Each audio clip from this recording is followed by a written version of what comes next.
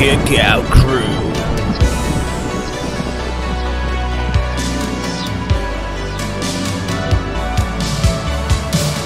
James L. Corai,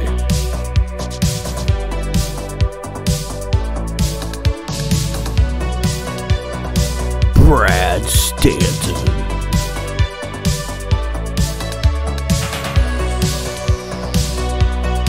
Coach Rosie,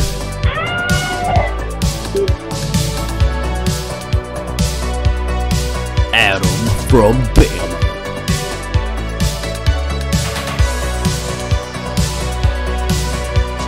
Mike Whitaker,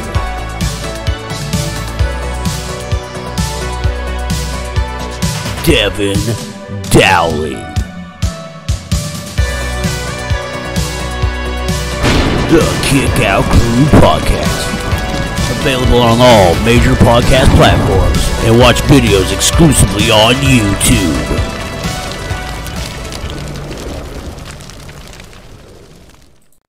Well, ladies and gentlemen, welcome to episode 45 of your show, The Kickout Crew. I am James L. Corai. You can reach me at James L. Corai. You can reach us at Kickout Crew. I like to keep it simple for everybody involved. That being said, I had a great episode last week. If you haven't listened to it, NWA referee Jared Fritz was on, and it was amazing. Probably, I would say I'm not going to go that far. It was just a very good interview. I don't want to, disappoint, but he was a hell of a guest. I'll put it that way. No diss to anyone else, but that was a good get for us. And straight up, I was really pumped about that. But that's enough of me blabbing. I'm gonna kick it on over to Brad. So, breaking news. That is not Brad. Brad can wait. Yeah. And Adam, you might as well talk about the other interview you did. Yeah, go ahead, Adam. Oh, Mr. Conor Michael, let me tell you something. You talking about? I was actually nervous. I don't get nervous much about wrestling stuff, but he's. I seen his resume, and if y'all ever have a minute to go look his stuff up on Twitter, he's been everywhere. He's done everything. And I was sitting there thinking, man, this is a big time guy. I'm sitting there about to interview this fella, and one of his first words to me were, "I'm surprised. I'm just glad somebody wants me on their podcast. It's amazing to me." And I'm sitting there thinking, dude, you're a star in the wrestling business. I mean, he flipped it on me. It caught me off guard, and broke the ice. And ever since he said that, it was amazing. And it felt like 20 minutes. And I looked down at my clock, and it was an hour. And he had been working all day long. He fried his cell phone, so he didn't even have a cell phone. So he was doing everything from a laptop at church. Couldn't even get into his Zoom stuff because he had to do like a two authorization deal, and it would send it to his phone, so he couldn't get the second authorization because his phone was dead and fried. You know that program, all of us, I think. So we started like 2 hours later recording, but man, it was. You talking about somebody that's easy to talk to and a world of knowledge. And his story, he touched a little bit on the story about his brother, which I had no idea about. And that touched me because I understand completely. But oh man, just awesome guy. And he said anytime any of y'all see him out and about, if in Huntsville, in June, he said to tell you guys, make sure to find him, take pictures, autograph, whatever you want. He's got time all day for you. Yeah, honestly, guys, I know we have Top Guy weekend stuff that weekend, but we might have to make some time for that event. Hey, dude, there is a New South show in Huntsville that Friday. We might have or to is it the Thursday? I think it's that Thursday. We might have to make some adjustments for that event. Friday? Unless it's included, which we don't know yet, of course. We won't know till about a week before. Right. That's the beauty of it all. Shout out ad free shows, huh? Top Guy weekend, part Trey. Am I allowed to talk now, Adam? Let's kick it out to Brad. All right, so Rantin Stanton's been off a couple weeks, but today he is back. So let's talk about the wife first. Just some funny things that she likes to do when we're watching TV. We're watching this new show called Shrinking. It's on Apple TV Plus, and it actually has Jason Segel in it from How I Met Your Mother, if you remember him, and it has Harrison Ford in it. Harrison Ford, she says, man, he looks old. And I said, hun. So I started doing a little Googling. First off, she says that about everybody. Everybody looks old. Guess what? He is old. He's 80 years old. And guess what? He doesn't look freaking old at all. He looks like he's 60 years old. He looks tremendous. She goes, well, I'm remembering 1979. Yeah. He doesn't look the same as that. Sorry, my cat got in the picture here. She does that all the time. Man, he has not aged well, she says. Not aged well. He's 80. He's upright. He's still in TV. He looks great. I mean, I don't know. It's just that, I guess, that old way of thinking. All right, second thing she does. We watched another show. I'm not going to spoil the ending and say what it was. We've been watching it for about 5 years, and the series finale just happened. About 3 minutes into the series finale, she made me realize that the person they were showing was the daughter of someone in the future.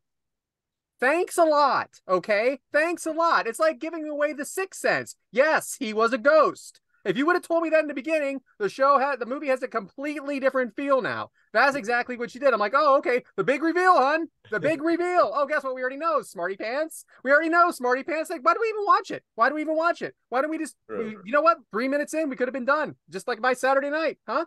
Hey-o. So that's it for her. Somebody say 3 minutes? I'm probably doing it twice, right? So, and what's with these giant water jugs, right? So these people are walking around with like the water coolers in their hand, and it's a lifetime supply of water. It is the most obnoxious thing I've ever seen.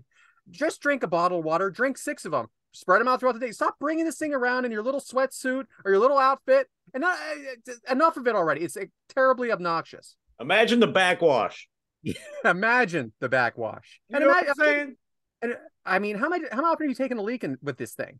You know, Tom Brady. All right. So if you've seen on Twitter, if you've seen on Instagram, everywhere lately, there are bullshit articles out there that Tom Brady is going to take a year to win back Giselle. Guess who's not saying that? Tom Brady. Okay. If Tom Brady wants to win back Giselle, he's not going to tell Twitter first. Okay, let's let the Twitter universe first. I'm all in with my wife. No, he's going to call the mother of his children on the phone and say, hon, can we work this out? And he's not going to tell Twitter shit. He's not working anything out. And if he does, he's not telling us. Penis size. Okay, so erect penises, this is an article I read, are up 26% in the last 30 years. False. If you, 3/4 of the article down, we are not sure where these studies come from. I'll tell you where they come from. You're sending a questionnaire to a bunch of jackoffs that are adding 2 inches to their penis. There's not a bunch of guys in line at the freaking local clinic with erect penises and they're getting a measuring stick out and measuring every one of them. It's not happening. And by the way, everybody knows the gray sweatpants thing. If honest to God, if you're wearing gray sweatpants to the gym and you're a dude, we know what you're doing. And now they've taken it a step further. They're rolling them up, okay, all the way to like a foot above their knee almost. Sweats? They're rolling up their shorts and their sweatpants, and they're like really emphasizing what's going on out there. Dude, we got it. You got a penis. Everyone's looking. And finally, there are no direct flights from Philadelphia to Alabama. There are no direct flights from Philadelphia to Alabama or Alabama to Philadelphia. We don't like your kind down here. If you want to go to Alabama, damn it, you're going to Atlanta first. And that's the way it is. Back to you, James. Atlanta preps you for what bullshit you're about to step into when you come to Alabama. Long way from home, ain't you, boy? Yeah. You ain't from around these parts here, are you? You talk funny. Rantin Stanton hitting 5 different topics there. That might be a record. Well, they're for 2 weeks in a row. Couldn't do it last week. I got one in the chamber right now. I'm just debating on if I want to let it out or not. Whoa, what a tease. Huh? Hey, you know what? Just let it out. That's number 6, Devyn. I'm done. It's not going to be nice. Oh, okay. Then don't say it. So, we're so cordial. this goes back to the whole cousin girlfriend thing. The one I don't like being around. Oh, I know. Boy. I don't like my cousin as my girlfriend either. So he's been, I got a little roof problem here, whatever. So I'm not the roof and home improvement type guy. I'm more of a car guy. So he does the more home improvement type stuff. So he's doing my roof for me, and he's been putting off. And finally, he gets his ass over here to get it done. And first, he brings his boy over here, which his boy's bigger than. His boy's like 13 and probably about as tall as James. He's tall boy. He's a big old boy. A big kid. A big kid. And he's on my roof with my cousin with shingles. And I'm just like, wait a minute, man, what are you doing? That was strike one got me. But today, I get off work. I'm sorry. I took my lunch break today because he said, hey, man, I'm at the house. I'm about 3/4 way done. Come see the progress. Okay, good deal. On my way to the house, I pull up down the driveway, and lo and behold, this bitch is on my roof. This woman that I just do not want around my house or anywhere in the vicinity of me, on top, just perched up for the whole neighborhood to see at the very crown of my house. There her fat ass is just sitting there. Just, if you're going to be up there where everybody can see you, at least wear a shirt to cover yourself up. Let's go, folks. Nobody wants to see it. Oh. I want to see it. No, you don't. I do. Now I have to. No, you don't. True. No. Imagine Sorensen in a bikini. Oh, now I am. Yeah. Now I don't want to. That's 3 straight episodes, man. Can we fucking knock it off with this? So Love I'm you, excited Sorensen. about seeing the progress of my roof. He's, got all the shingles done. I don't see the shingles and all the progress.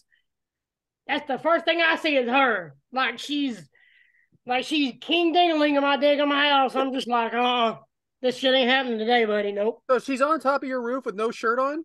No, she's got a shirt on. She just didn't have enough shirt on. She was wearing a medium. She should have had an extra large. She was wearing a medium. Oh, okay. Something I would wear. And she's dropping shingles down to my cousin so he can, nail them in and whatnot. And she got a phone in one hand and shingles in the other. And I'm just sitting there like, why are you sitting on my house like you own the place? It's bad enough you look like you're sitting on a rooster hen house or whatever. I can't and you wait get a big ass chicken on top. I can't wait to get to Alabama. I'm going to take the 2 flights and I'm going to get there. Well, we'll be citying it up. Yeah. So that ruined my day. I was looking forward to the interviews and the podcast, everything going on next weekend, and she flat ruined it. Ruined it. I love you, man. You're the best. Ruined it. You've talked about her twice, and they've been great ones.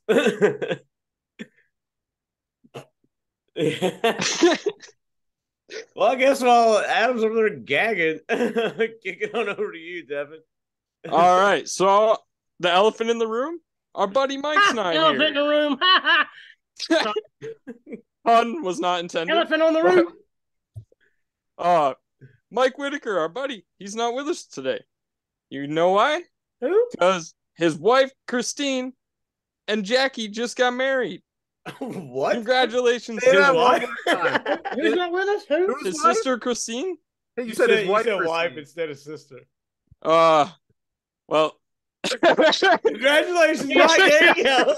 It's the South. It's okay, Congratulations. Devyn. There you go. It's the South. It's all the same. Oh. Man, you fucked that up, didn't you? Hey, Mike wanted a congratulations. Hell, Mike Shout ain't out. here. Either. Yeah. Damn, Mike ain't here. Either. So Mike's wife married his sister. Okay. No. All right. Mike's they gone for a remarried. wedding. They Congratulations to the 2 getting married. From the Kickout crew. All right. Right. Second. Nitro Pepsi. I'd rather hear about the cousins getting married other than that. I've been drinking Coke just for this reason. No, stop that, Brad. That's bad. Don't do that. Brian's going to be upset with you. Okay. All right. He And listens. Adam, that was a fantastic interview the other day. That was awesome. With Carmen Michael, I enjoyed every second of it. You did amazing. And I can't wait for your interview with Hunter Drake. He's part of the Heartbreak Killers. All I do is sit back and just let him just do his thing, man. He's a natural talker. and it just worked out perfect. I mean, I couldn't ask for nothing better. It did. It flowed very well. It was awesome. Yeah, I'm excited for the Hunter Drake interview. I really am. Now to my topic. Mike, last week, gave this idea of cockamania. He gave us a superstar of current day, and we had to match them up with a dream opponent that can never happen. We're doing this again, huh? Okay. But the twist, since today's topic is gonna well, you already know by clicking on the video. Today's topic is gonna be all about women's wrestling. So I thought, let's use women, because last week it was all about men's superstars. So, who would you guys like to see match up against Piper Niven? Formerly known is it as from 1971? Or are we doing one for the future? Just any dream match you want to. Had to. All right. Piper Niven, huh? Man, it's tough. Medusa.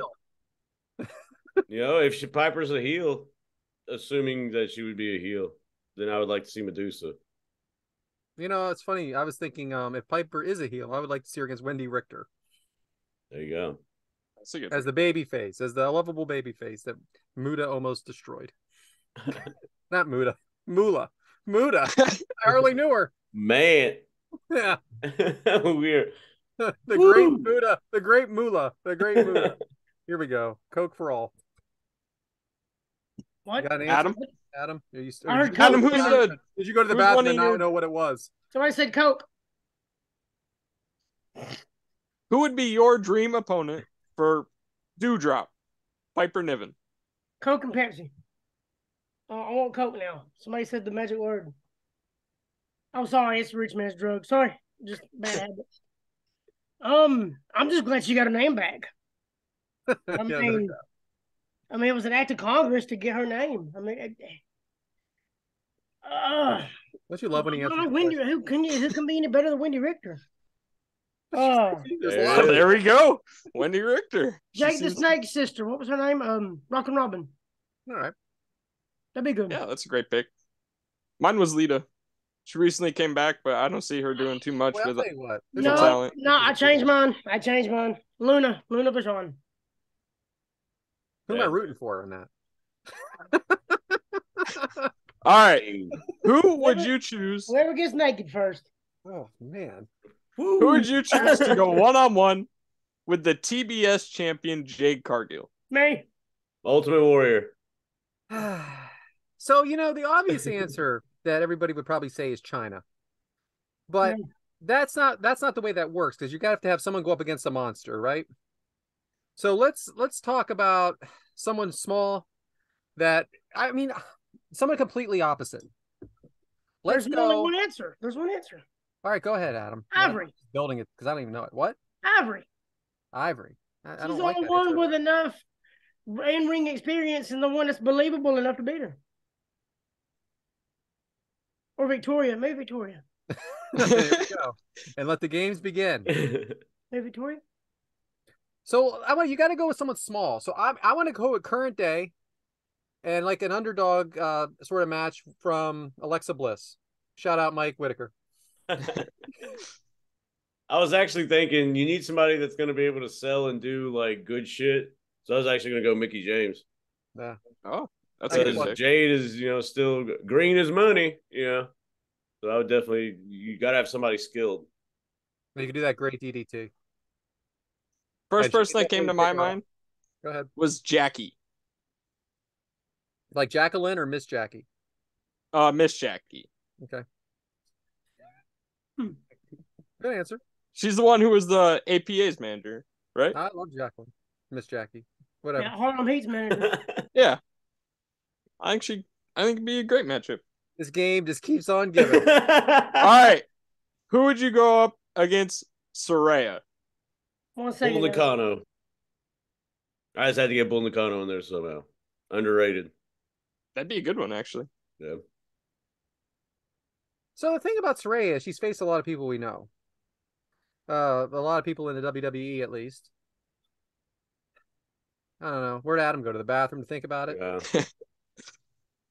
I'm not sold on Saraya right now, yet. But if I had to pick someone, I'm gonna go with Mae Young. Whoa. Nice. There you go. Nice. Oh, I was actually. I don't. Yeah. I don't know. Adam wants to have an answer. Probably.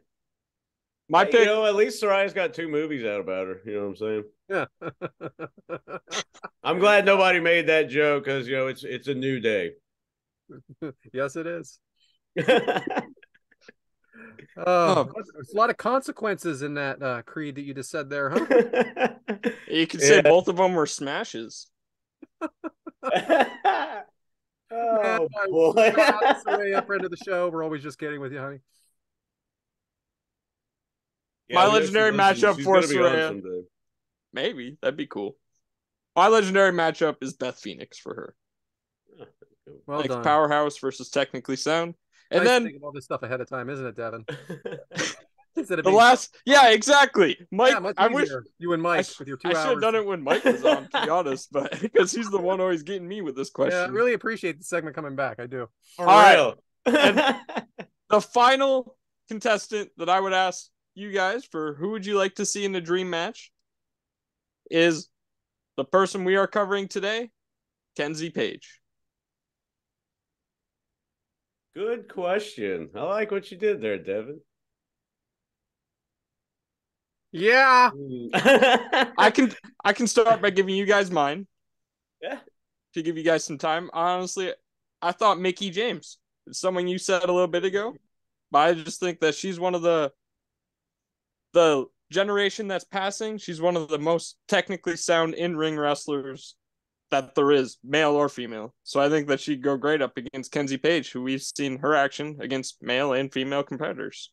So my answer probably she might have already faced her, but I don't know if she did or not. I'm gonna go with Masha Slamovich. Ooh. Kind of like a no holds barred kind of match, like she had with Ali Catch on Impact a few months ago. I can see her getting into a match like that. It seems like right in her wheelhouse. Yeah, I could see that in the future.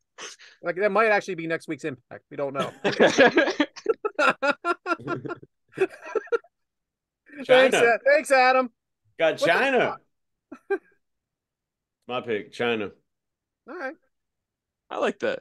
Well, I like it too because she's facing men in all these matches, and China is about the most believable person or believable female wrestler to face men ever, right?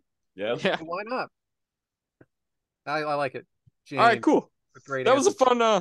Yeah, it was a fun topic. I loved doing it again. Loved it. I just wanted to shout out to our buddy Mike by doing that topic. Adam, since you're back, give us your last contestant in this. Sorry, baby mama called. My bad. Who would be your dream opponent for the person who is our topic today, Miss Kenzie Page?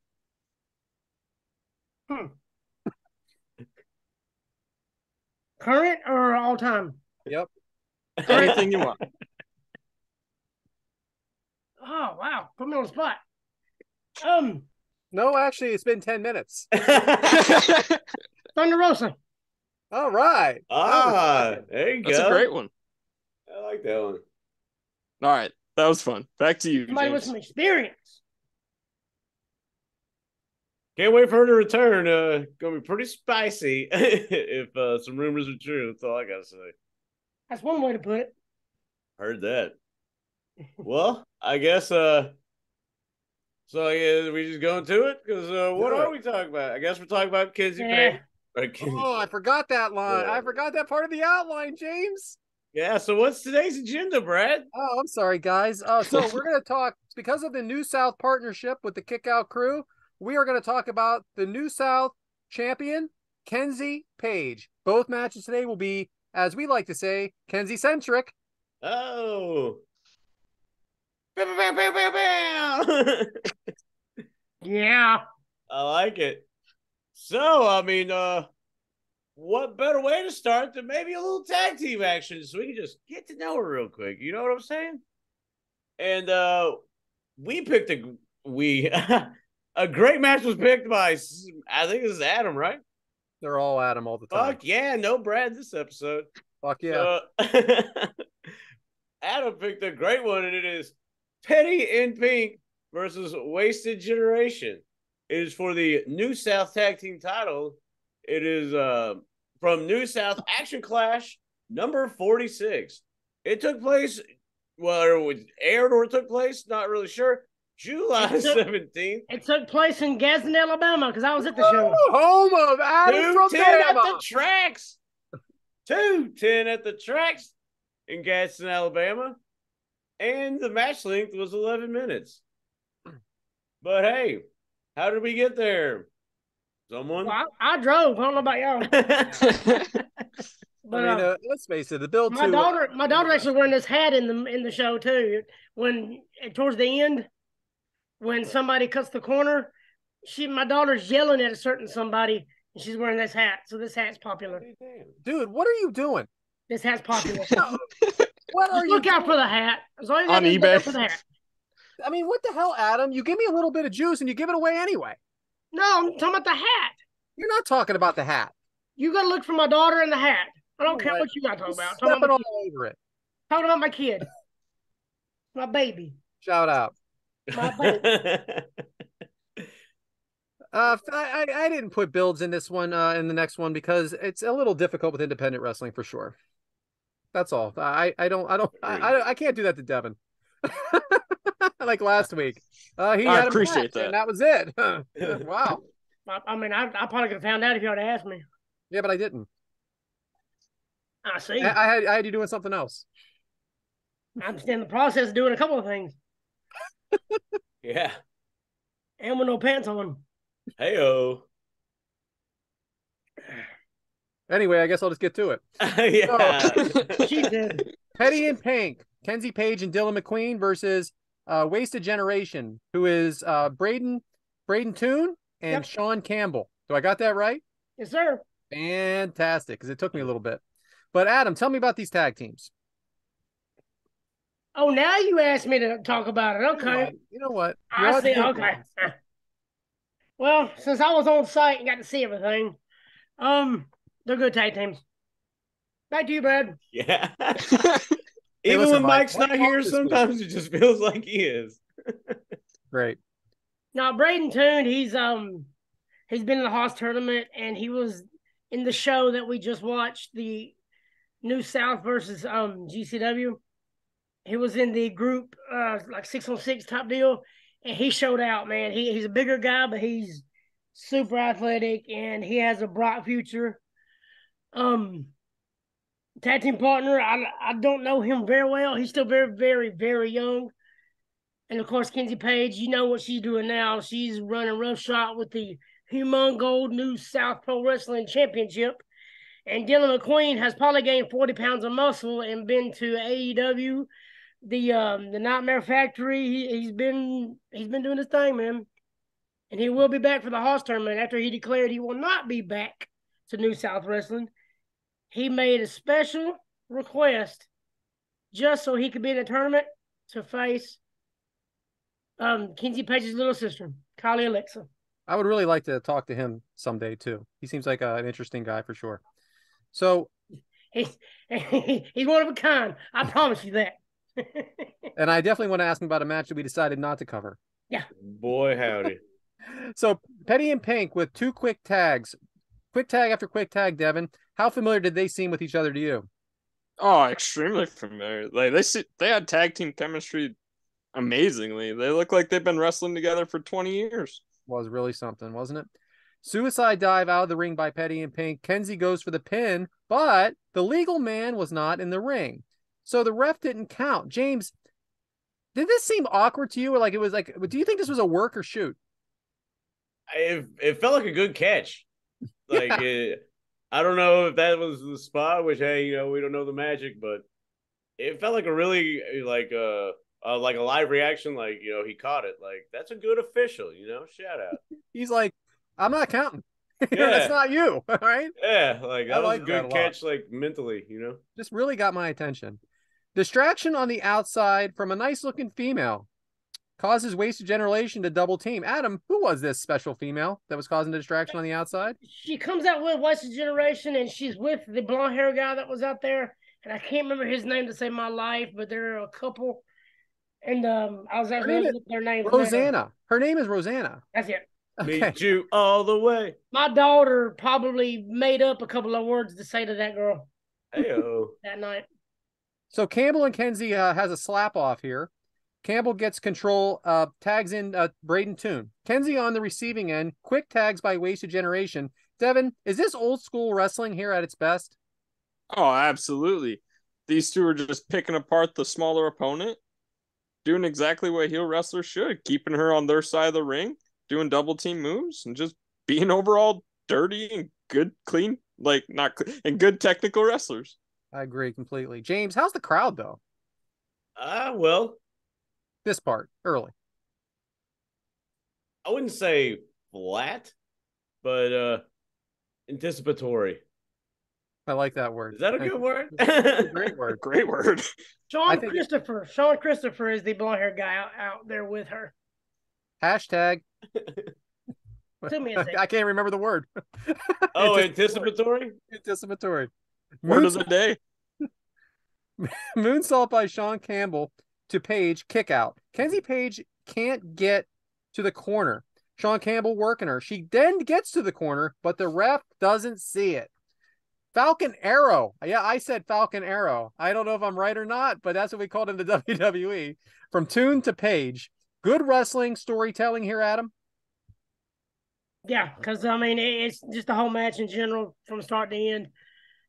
It was actually a great night in general, even though there's a top guy there that we didn't even talk about.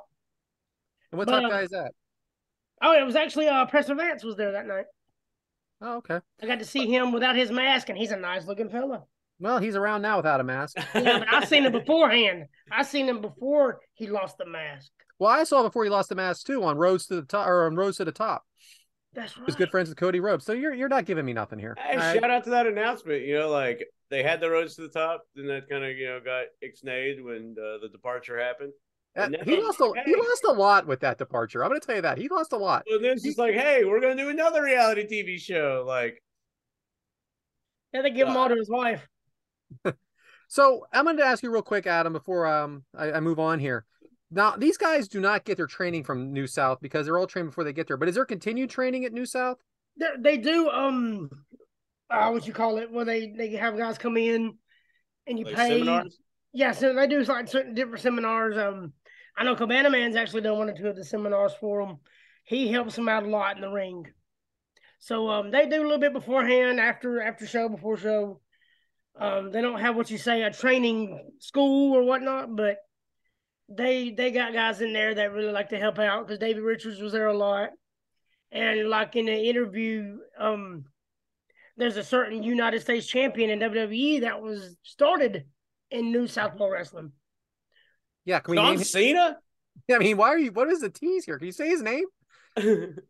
I'm on my blank as well. Austin Theory. Yeah, Theory. That's it. Oh, So, President. Real quick, going back to you one more time, because if you didn't listen to Adam's interview, there are 2 seminars that are going to be for $40. Who are those 2 seminars at the New South weekend that we are sponsoring?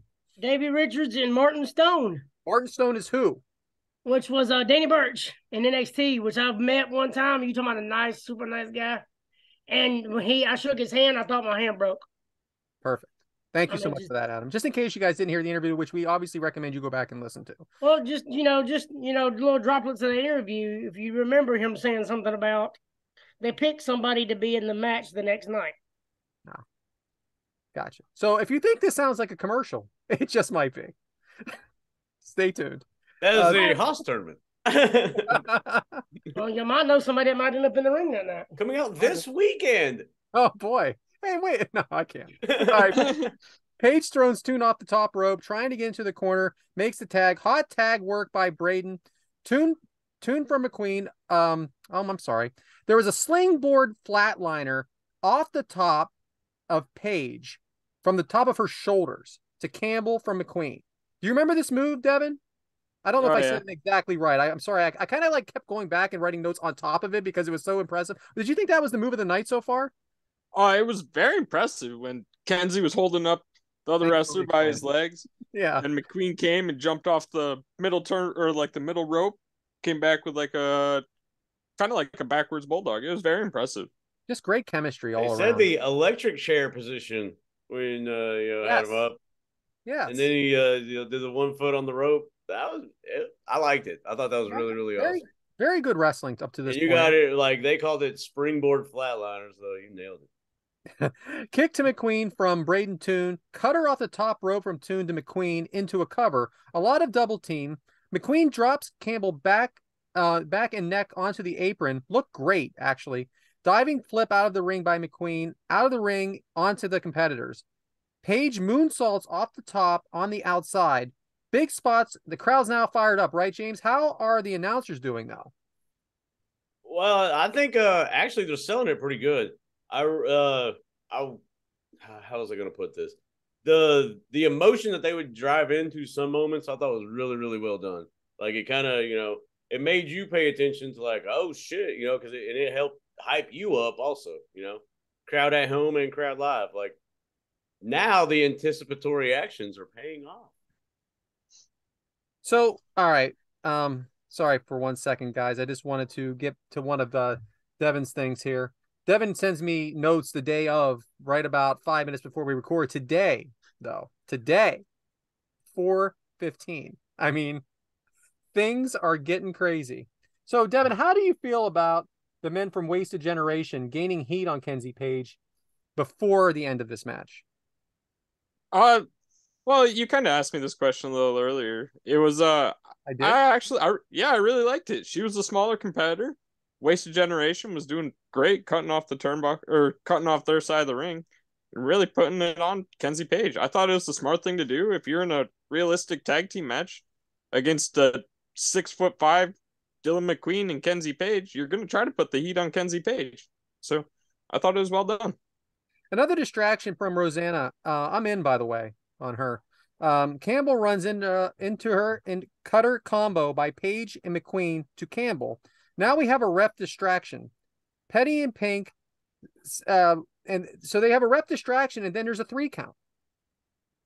Petty and Pink wins. It was really quick, and then did he switch arms in the count too? Yeah, and then the announcer sort of says the shoulders up. So you have Rosanna pleading.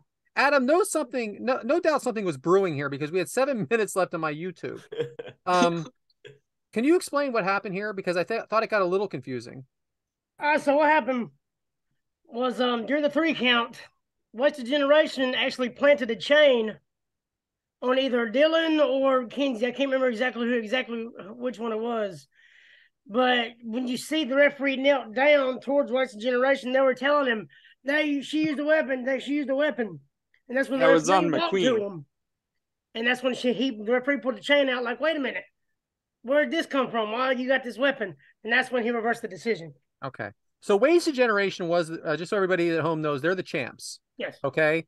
So basically, the referee took the word of it that they use these weapons to win, and they kept them as champs, and that's why they gave them the win. So it was a little bit convoluted, but that's what these matches are all about.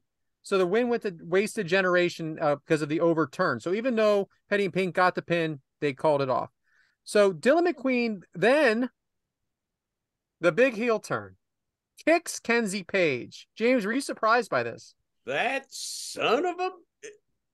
I will say, that's a bold move to be making in, Gadsden, Alabama. Boy, and you talking about that crowd turn fast. Boy, howdy. It's very, very noticeable when he hits it. That first little, whatever you call that. It looked like a knee or a running knee or something. Yeah, boy. Because it was a little deafening, like, whoa. Everybody got quiet, and then it's like, oh, you're in the dirty, dirty South, and you just turned your back on lady. So you could feel it. So I want to go back to what happened in the interview now a little bit and try to understand this story. What year exactly was this again, James? The date of this show? 2021. We'll just go with that. July 2021. As long as we have an idea there. Now, Adam, when July 17th, 2021. You were talking to Carmen Michael. He was saying that he kind of played this up that McQueen was hurt because of what happened with Kenzie Page and her sister. Now, was that before or after this? This was after this. Because So that happens. Kenzie's sister wasn't a part of it yet. Okay, so this happened. So he turned on her before she turned on him. Mm-hmm. So why is he upset? He was a dick to her before. Well, I believe it's when she became champion, and she kind of brainwashed the sister, because I think him and the sister were pretty good friends. And I think what it is Kenzie turned the sister on Dylan, and that's what really hurt him. So I'm putting you on the spot a little bit. If you don't know, it's fine. I don't think anybody at home is going to blame you. When did they get back together? Before they turned on him again? I don't know the exact date. Yeah, because that's a lot of that is definitely a lot of back and forth, right? Yeah. Okay. I'm just making sure I had it right here. I'm like, there's not that many years here because New South's only been around since 2015, right? Yeah, he turned on her. Then I think he was friends with the sister. Then they kind of made up. And then she got the sister to turn on him. So, all right. So he is beating the living piss out of her, is what I said. That's what I wrote. And he's laying it in. I promise you he was. He runs her into these chairs on the outside. It is brutal looking. Oh, man. Yeah. Hey, we were literally right beside him when it happened. We were like 3 people over. There's this old dude standing up, fucking pissed, and then like they do that slam thing into the chairs, and that looked pretty fucking painful. But after he slams her into the chairs, this older woman grabs her son's hand and walks right out by the ring. Like she's all pissed off walking out. Good old fashioned heat, dude. So this is where my daughter jumps in right when he does that. I was gonna say it. Damn it, go ahead. Adam, did I see your daughter? No, I saw her. You didn't. I did see her because you told me ahead of time to look for her. What was she wearing? What was the point of this? I don't remember. I don't know. I would never check out your daughter like that. What hat was she wearing? Jesus. You should be, you know, pal. What hat was she wearing? A kick-out professional podcast. Kick-out crew hat. The one you're wearing now, Adam, and no one at home can see it if they're on audio. How do you know they're at home? What? They might be at work. How do you know they're at home? I don't know what happened They here. could be in the car. They could be on vacation. They could be at a wedding. All right, so we have Dump Sanders out there. Now, Dump Sanders is the general manager. What is his real position in New South, Adam? Co-owner. Co-owner? Yeah, he does a lot of the character for sure. A very character for sure. There was another match you made me watch that he made an ending decision to that I would like to talk to him one day about. That's just for me. Thanks for letting me watch that. So McQueen's monologuing, and then he steps on her stomach and leaves. Oh man, what are you doing? You're skipping over everything. Go ahead, bud. Actually, I had a lot of post-match notes, man. Go ahead. I'm listening. I will say, when Dylan gets a chair from under the ring, you will see one guy clapping and cheering when he like throws it over the ropes. There's one guy like, yeah, losing his shit. I was like, boy, you're in a lonely island there, buddy.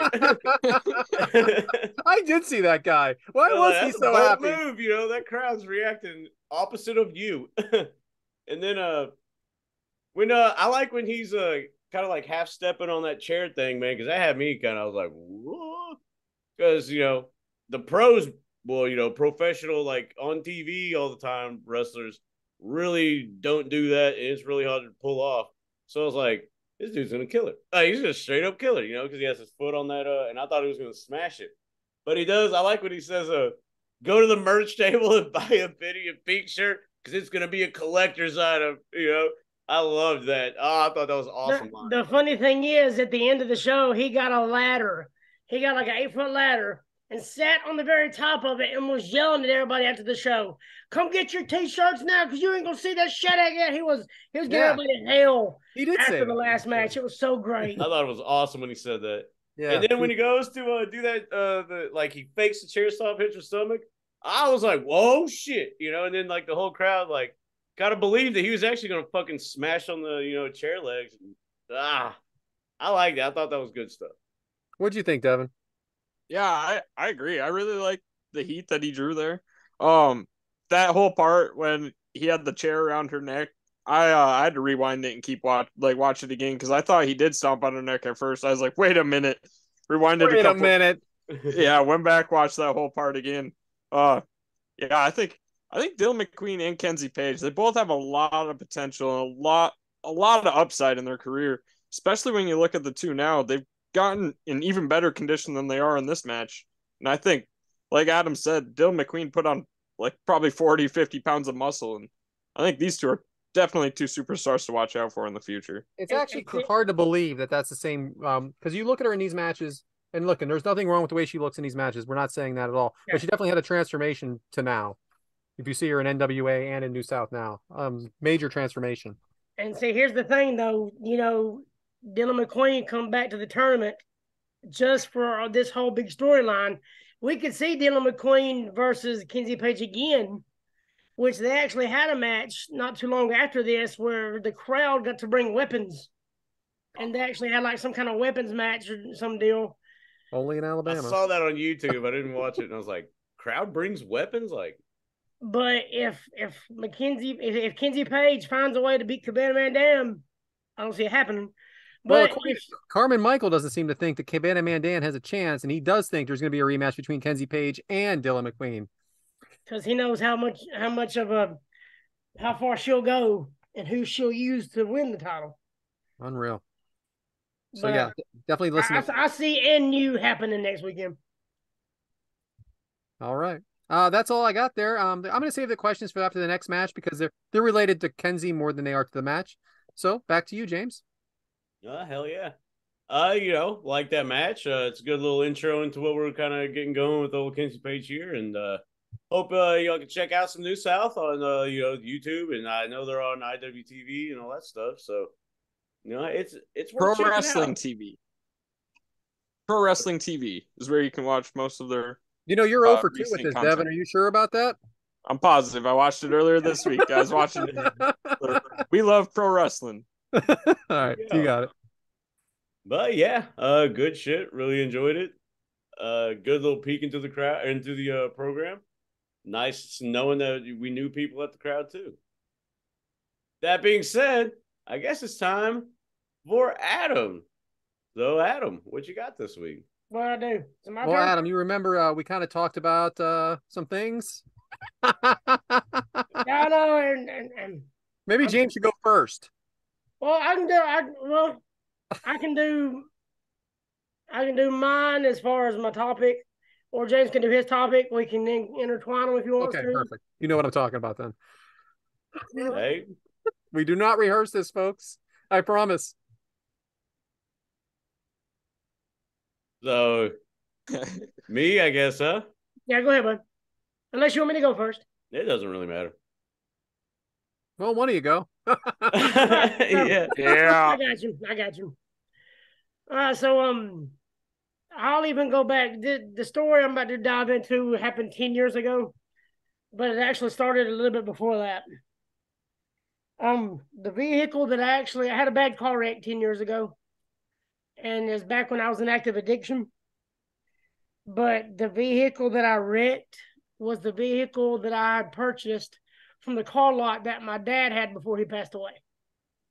So that was the last vehicle he owned or was paying on.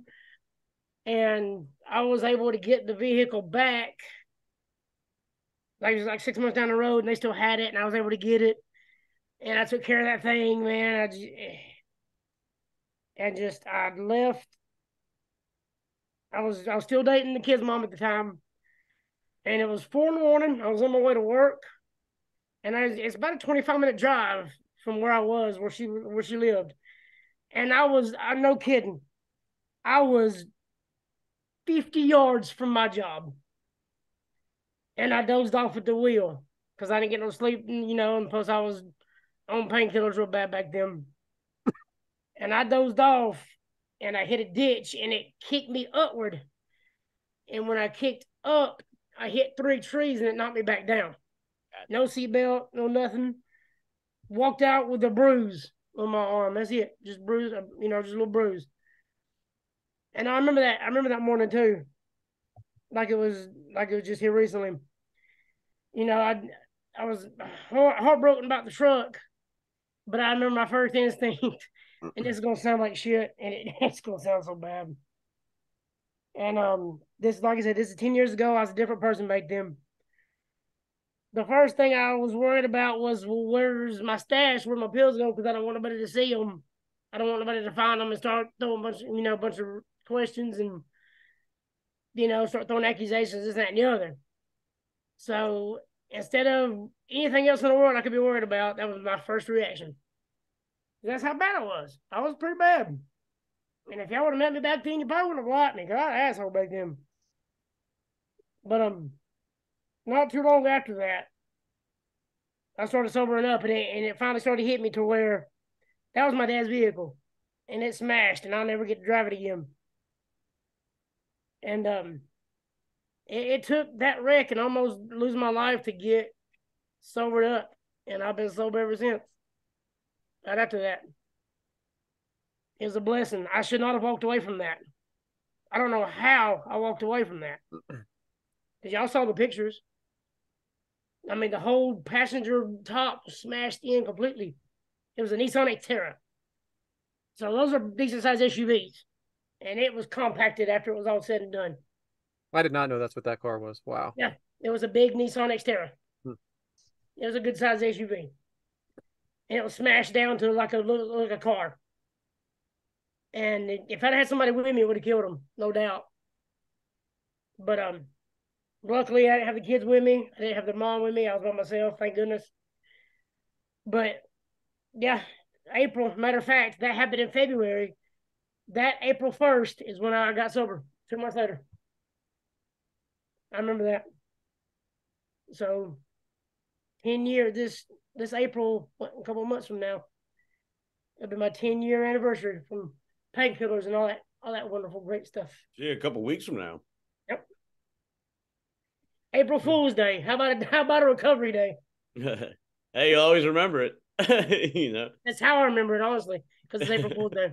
That's WrestleMania this year. But anyway, Adam, glad you not to be corny, but kicked out of it, and appreciate you spilling your letting us know. It was rough, man. And the crazy thing is, I've been wanting to talk about this story all day, and I just told you when I had to step away a second. My kid's mom called. That's whose house I'd left when the wreck happened. It's the first time she's called me in a couple of weeks. We usually just text if we need something. She ain't called in forever. And the one day I want to talk about the accident, the day she called me during recording. So it's just crazy how it all works out. But then I'm on Facebook scrolling, and like the next day, but 8 years ago, my man goes through the same thing. Different scenario, but you want to go through the details, Jay? Yeah. I was pretty much hauling ass home, and it was ice on the road and all that stuff. And I came to this T in the road just to take a left, pretty much go down the road, and I'd be home. And tap the brakes, sliding, tap the brakes, let off, tap the brakes, and then as I'm getting closer, I'm just like, fuck, not stopping. So all I remember is just slamming into the wall, and I'm out of it. All I remember is my buddy, I'm in my I'm leaning over the bed, and my mouth is leaking because I bit my tongue pretty hardcore. My mouth is leaking blood, and I'm just kind of leaning over the bed of my truck. And all I remember is him being like, "Your car is on fucking fire. We have to go." And I'm just like, "Oh, let me get my keys. Let me get my keys." Because, I couldn't talk. And he's like, "It's on fire." He's just screaming at me. So finally, he just grabs me, puts me in the back seat, and he's like, "We got to get the fuck out of here. We got to go." And I woke up the next day at his girlfriend's house. She had this pillow, I slept on their couch. She had this pillow, blood all fucking over it. And went to this is my life, and this does have a comedic turn. So the next day I call my mom, and I'm just like, "Oh, I'm in bad shape," all this stuff. So she picks me up, and she's like, "Well, we got to go to the, because I was, we got to go to the ER, because my tongue is all fucked." Go to the ER. And, of course, what happens at the front desk? Tell me what happened. So there I am. And I'm, in pain. This fucking hurt. Bad pain. So I tell them that. All right, cool, whatever. They give you a little, bullshit to fill out. We sit down. Go in there for the first little, thing where I guess the CNA or whatever checks you out. "Hey, so what happened? Why are you here today?" "Well, I feel like I get my tongue." "Oh, okay, yeah. And they do the height, weight, all that bullshit. And like, okay, somebody will be in to see you. So that person comes in. All right, so tell me what happened. I'm just like, look. Oh, you're in a wreck? I'm like, yeah. Well, if you're in a wreck, then we got to call the police. And the police has to come down here, blah, blah, blah. So I wait again. Officer Dickhead McFuckass comes in because he was a big-ass asshole. And he's just like, so you want to explain to me what exactly happened? And it's like, what? What? And he's like, and I'm like, I can't talk. All this. He's like, blah, blah. And he's like, I bet you were drunk. I bet you were drunk. You did that. So he's like, yeah, you just left a DUI. So he's like, he gave me, what was it? Leaving the scene of an accident, like whatever, destructive driver or whatever the hell they call it, and like it's some other ticket. I don't remember what it was. But yeah, like he just wanted me to like tell everything. I'm like, dude, I can't fucking talk. Like, me not being able to talk. I think it was kind of karma getting me a little bit. But yeah. And man, what a time. And yeah, got charged 3 tickets. Went to court. The judge just made me do defensive driving and pay a fine. That was cool. But here's another thing. Man, this sucks. So I had to get it stitched. My tongue stitched back together. Well, a blood clot happened right in the center of it. And it grew and ripped all those stitches out. Like, this is over a process of like a week and a half. So it grew, and it was nasty. Like, it was like I was swallowing, like, literal shit. Like, it sucked. And it just rips all those stitches out as it grows, like, over time. Like, it's just ripping them all out. And then I go to this oral surgeon, and he's like, yeah, I don't know if it'll ever grow back again, once the stitch is ripped out, blah, blah, blah. Literally the next day, it's sealed up. So, thankful for that. Yeah. But it's just like, didn't eat for 2 weeks, it just sucked. All I was taking was Tylenol PM and sleeping. I didn't have a job at the time, living with my mom, and it was hell. But, like, there's a gas, like 2 gas meters right on the other side of it, and my car's on fire, and I didn't explode, so something up with that for sure. And, it was weird to see it, yesterday as we record, but it's just, it's kind of humbling, and it's kind of motivating. Because, sometimes I don't really feel like the best person, you know what I'm saying? I have many flaws, and I'm not really like, I live a good life. I'm not complaining about that. But it's just like I put myself in dumb situations a lot of the time. And I'm not like living it right, you know what I'm saying? Some people probably call me immature and all that. Probably not the son my parents deserve because they're really, really good people. But, I work at that like every day. My mom's a great person, and y'all know my dad. So, Randy.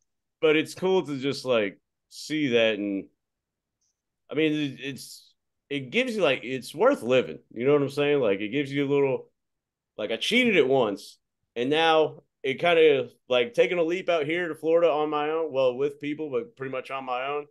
Like it's why not? Like it just gave me that sense of like you've been fucking up the whole time. Like why not try? Why not? What do you got to lose? You've been there. You know what I'm saying? Like why the fuck not? So it's kind of because I was living with my mom doing jack shit and, kicked out of that situation, and things are going pretty decent here, I met you guys after these shows, like, is a huge blessing to me. I enjoy all this. I look forward to this a bunch. I'm proud of what we're doing here.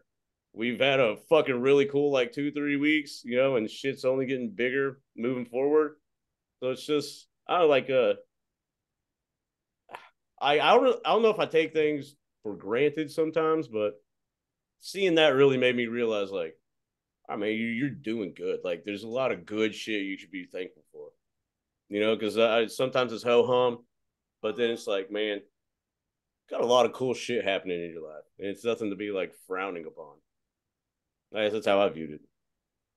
So, when I saw this day apart, well, 1 to 2 days apart, whatever it was, I saw Adam's memory, and then I saw your memory, James, and you're both basically cheated death to me. And I'm glad you're both here. I thought it was worth, I shot in the dark to have you guys talk about it because I think it's important. You value, Adam, you admit to making a couple mistakes and you got, turned it around. Several. James, this looks like you got yourself into, just an accident, which he didn't look like he did anything wrong at all. Well, I mean, Well, at least the police don't know anyway. So, but anyway, jokes aside, I'm glad you're both here. Big part of my life now, and good to see that you guys made it through. and That's true. and both doing very well now. Like I barely knew Brad, barely knew Devyn. Met Adam, hung out with him a couple times. Mike, and here we are, 45 deep. 45 deep, boys. 45. And a couple interviews, a couple bonus shit out there, like 45 soft, baby. And look out for number 52. Fuck, that's me coming running. soon. I haven't even thought about that. Oh, don't worry, other people have. But anyway, great job, guys. Appreciate it for sure. So I don't know who's supposed to talk next, but fuck, it's me again. Back to you, James. Here we go, the James Show. Can't wait to hear the shit on this. If I'd read the outline, I'd let you go first, and I would have went. Then it could have went back to you to kind of mix it up a little bit. Hey, man, if you want to add a little couple in, then we, But I don't know what the spirit of James means. That was this. I didn't have any topic when Brad asked me. Anything you want to talk about? I'm like, nah, I'll think of something. Yeah, right. dot. Hey, it gave me something to talk about 8 years later on a podcast, I guess. There you go. When I didn't have a topic, I guess I can always go back to Old Faithful, that part of my tongue is still pretty numb to this day. And it's just, but don't worry. The picture I'm looked not going to gnarly. say that. Huh? The picture looked gnarly. Going with that. Yeah, yeah. It fully recovered. I'll just put it that way. Yeah. Yeah. Treading water now, boys. All right. So it is what it is. You know what I'm saying? Like, that's what we value about the Kickout Crew. You know what I mean? Life gets you down, kick out it too. And I guess it's on to our second match of our Kenzie-a-thon. It is oh boy, and this one is that one got you, huh? Everyone, there's one a show. One every show. And Kenzie-a-thon. Kenzie-a-thon. Oh, Kenzie-a-thon. Oh, I got it. Yeah. No, yeah, the G is silent. Yeah, boy. It is our second match that we're covering to get well acclimated into current, and we say current because this weekend she may drop it, but current new South champion. But this match is for that championship. It is Rolando Perez versus Kenzie Page for the new South champion, the big belt or whatever it's called. Humongold. It is from New South Action Clash number 77, which is titled Southern Hostility. It emanated, it took place April 9th, 2022. Did not air until June. But it emanated from the Sparkman Civic Center in Hartselle, Alabama. Is that how you pronounce that? Yep, Hartselle. Yep. Fuck yeah. It had a match length of 16 minutes, but All right. How did not only how did we get there, but how was that match? So we got Kenzie Page's entrance here. Obviously a fan favorite, but what's that music, Devyn? Sorry, Adam. Jeez. That is Bodak Yellow by Cardi B. What do you want, Adam? A little bit of build up to this. She comes out with the orange jacket, which is what you get when you win the Hoss tournament. Yeah. She's the winner of the Hoss tournament, and this is her title shot for the winning as the winner of the tournament. First female entrant, right? Orange jacket around everywhere because she won the tournament, and this is the payoff. Okay. So she's very emotional coming out. Why is that, Adam? Because she's ready to whoop his ass. So she cries? She's excited. She could honestly be like the first woman champion for New South. So she was the first female entrant into the Hoss tournament and the first female winner of the Hoss tournament, which another one is taking place this year, sponsored by the Kickout Crew. March 3rd, March 4th. Lawrence, Alabama. Singing Brewery. I can't say brewery to save my life. A very animated Rolando Perez entrance, an obvious heel. James, how'd you feel about the humonga belt? Is that what it is, Adam? Humongoed. Humongo belt. How'd you think of that belt? I like it. I think it's innovative. Granted, it was as tall as him. He looks like a complete goof and a jackass. So a perfect heel, like got the Bull Nakano hair, or I don't know if he's going for, Joe Dirt, Tiger King mixed with fucking Kurt Russell from the 80s. Like, I don't know what he's got going on. He's got that Miami Vice top. Yeah, yeah. Devyn, who has the better head of hair, Rolando Perez or Adam from Bama? Right now, Rolando Perez. Adam from Bama had that haircut a couple weeks ago. We don't want to take a look at it. That's a Rolando throws the world's biggest belt at Kenzie Page. She's down. In the face. Devyn, I wanted to go right back to you on this because I had some notes here for Mike. I forgot he wasn't going to be there, but Devyn, how has your appreciation of independent wrestling changed over the last 9 months? Oh, since we've started the podcast, honestly, independent wrestling has grown to my attention immensely. During COVID, I was watching it a little bit, but like now, I'm all for it. We've been covering it almost weekly, and I'm falling in love with it. It brings each wrestler is able to really put their impact on their character, and I appreciate that. James, you have something you would like to add to that? My God, this is so cheesy. So, we've been on this 9-month journey, and it's like it brought new life into our appreciation of independent wrestling. Boy, you were waiting on that one. I can feel it. I can feel it. I was like, man, this is so stupid. You're like, I can't wait for Devyn to stop talking so I can say this line. So I can say the dumbest shit of the episode. Yeah. All right. So they're really playing this belt that she got hit with the belt up a lot. She's down for a few minutes here, to say the least. Adam, have you worked with Rolando before, and do you know him personally? I know I've chatted with him a little bit. I mean, I remember like at the Gadsden show, from the match we just watched, he was, just getting his feet wet. He was getting comfortable and everything. He had the gimmick going. But here, I think this is a year later, he's so much more comfortable in himself. He's got the gimmick going. He's got the Miami Vice, Miami Ice type deal going. I mean, you can tell he's more comfortable in the ring. He's becoming it was like a small ring general. I don't say small ring general, but like a startup ring general.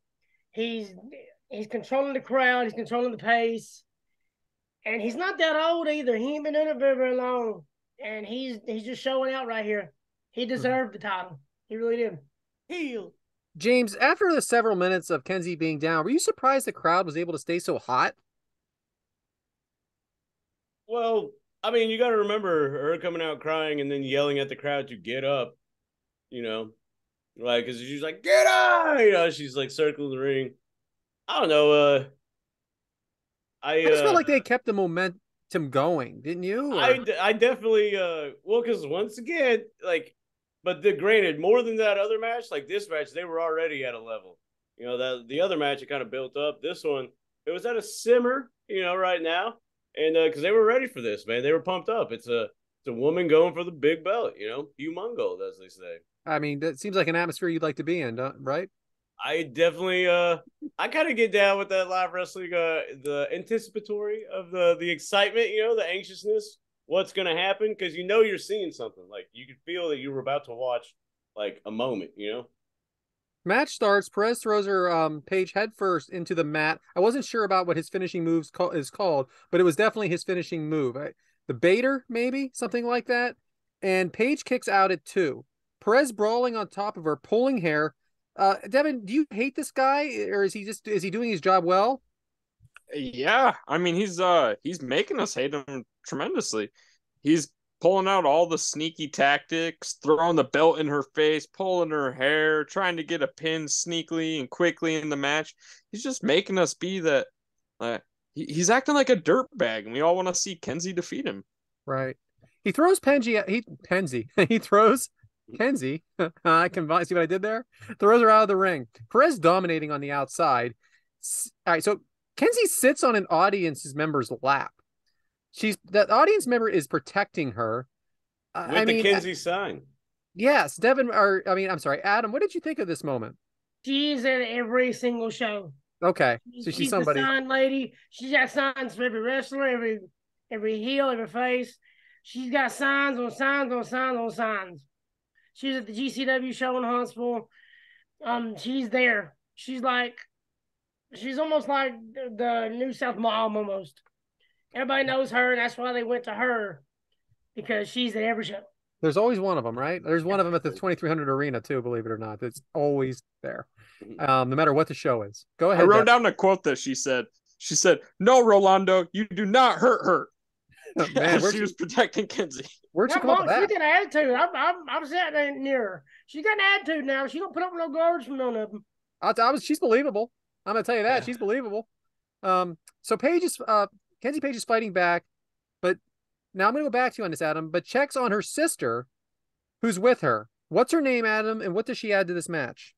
Kylie Alexa. This is when they've started their bond, and this is when Kenzie's still actually with the crowd. We all know what happens a little bit later after this, or some of us do. But, her sister come in. I'm not sure too much further back that she did come in, but I'd have to ask Dan. He told me a little bit about it, but I can help you with that, Adam. I just seen on social media that she just passed her 1 year mark for training, so she really hasn't been in wrestling for that long. Yeah, she's still young. She's only like 18, 19. She's still super young because Kenzie Page is only like 22, 23. Oh my gosh, are you serious right now? Yeah, she's only like 23. Yeah. She was 19 at the show I went to in Gadsden 2 years ago, so she's 21, 22. She's getting younger, right? So Perez dives through the ropes onto Page while she's assisting her sister. He's really playing it up. That looked painful. And the crowd is really, really into this. Really into this. They are really helping with this match for sure. Just everything that's going on. So, James, I want to be careful what I say here because Carmen Michael I wrote this down before I listened to the interview, but she's undersized, Kenzie Page. But I wouldn't say Rolando Perez is oversized. Correct. Do you think that helps the believability? Well, are we including the hair or not the hair? That's a Fletch joke for all those listening. 6'8" with the afro. Yeah. I don't know if I got that right, but I know it. It's so like that, yeah. But no, he looks like a jackass. He really does. I know it may be character or whatever, but he completely looks like a jackass. And he's playing a jackass very well. So you automatically have sympathy for her because he came out like a jackass. He looks like a jackass, and he's wrestling like a heel, So you kind of already be like, I want her to beat his ass. You know what I'm saying? So Perez is working Page in the ring, elbows to her, leg pressing her head against the rope, talking shit to her sister. Cannonball from Perez in the corner. Page into a cover. Page out at 2. Kenzie fighting back with an elbow. Backdrop from Page. Devyn, Page has really been on the receiving end. Is this textbook storytelling here? Oh, absolutely. The heel's going to beat down the babyface the entire match and grow that comeback that the fans want to watch. Just waiting and bidding her time, waiting for that right opportunity to finally strike back against Rolando. Suplex by Perez, cocky cover, maybe like a Jericho kind of cover for sure. Chops and strikes by Page, but again, the momentum back to Perez. Adam, is this teasing and frustration necessary to the story? Oh, yeah, because it shows, it's what we call a hope spot.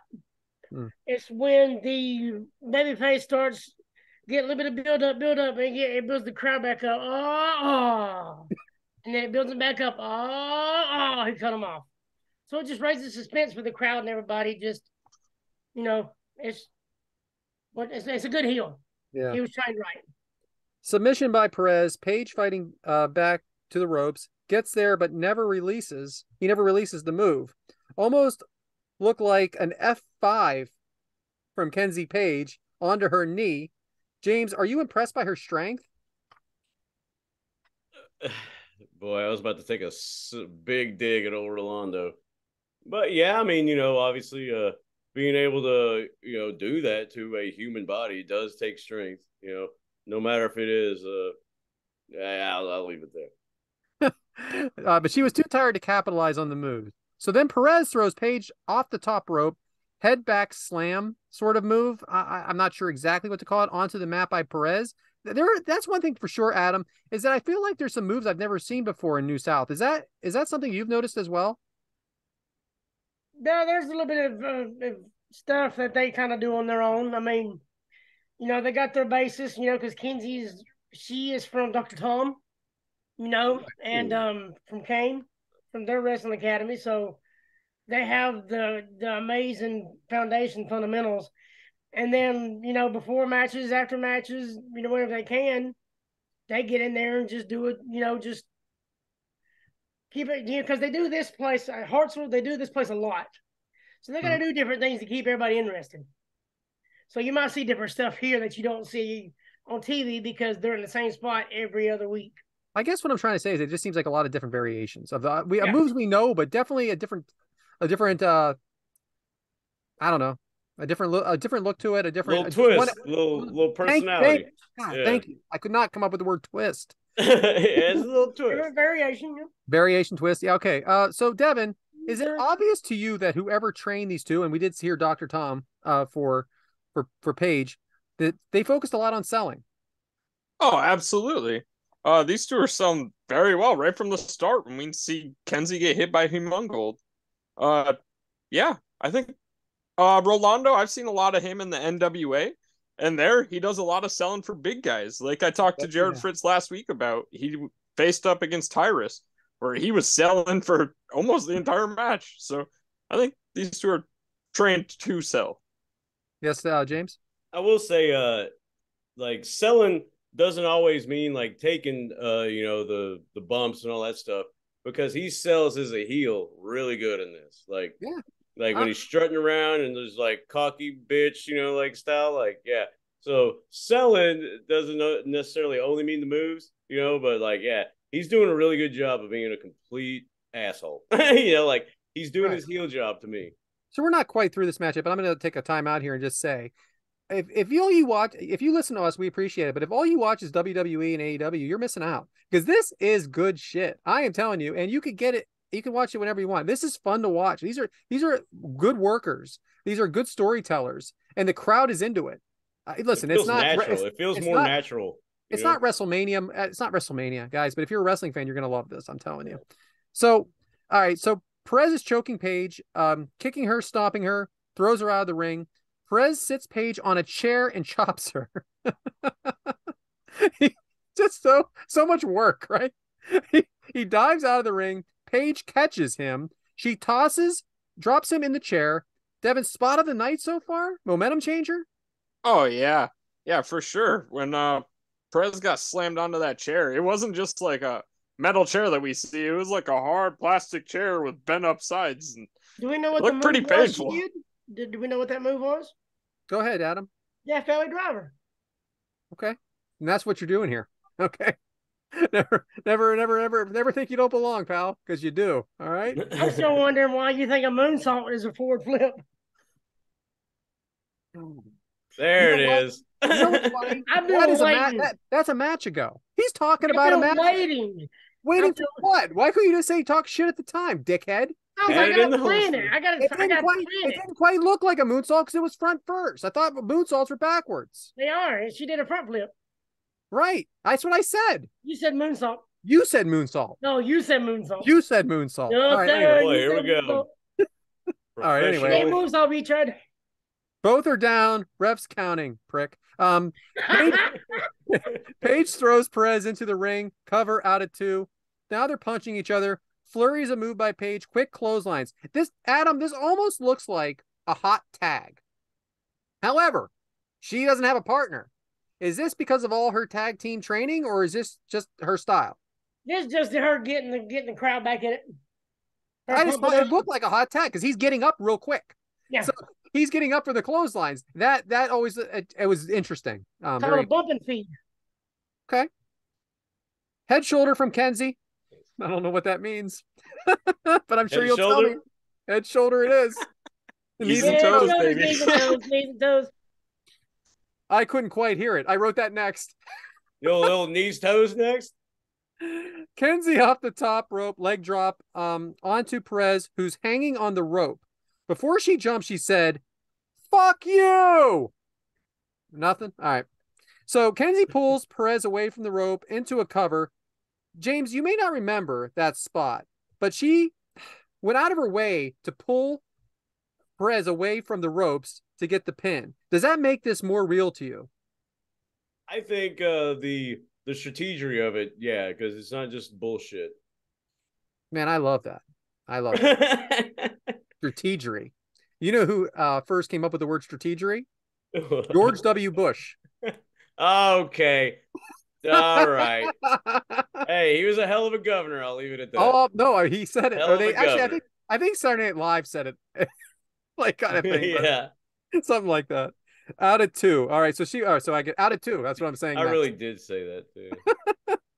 Kenzie accidentally kicks the referee. Uh-oh, Devyn, what now? The referee's down. Anything's Time to gonna cheat, happen. baby. It's time to cheat. Brass knucks to Page. Is that there was not a chain this time? It was brass knucks. It was brass knuckles on Rolando Perez's hands. So some dude on the apron. Oh, who is it? It's Dylan McQueen. And then he gets freaking whacked with a chair. He goes ape shit. Ref's now awake. Perez goes for the pin. Dylan McQueen pulls the ref out of the ring. Ref is very disoriented. They're all like just screaming at each other on the outside. You got Dylan McQueen. You have her sister. Everybody's yelling on the outside. Now, Dylan is very animated too. Like going ape shit. So Perez with a baiter. I listened 3 times. That's the move, onto a chair. Right, Adam? Baiter? We'll go with that, yeah. Oh, yeah, fine. You know what? If I freaking make a mistake, you're right there. If I freaking get it right, because I listened to it 3 times, no. I'm like Mike right now. Can't tell me I said something good, Brad. Good job, Brad. I'm very proud of you, Brad. I love my meat minute. Stomp.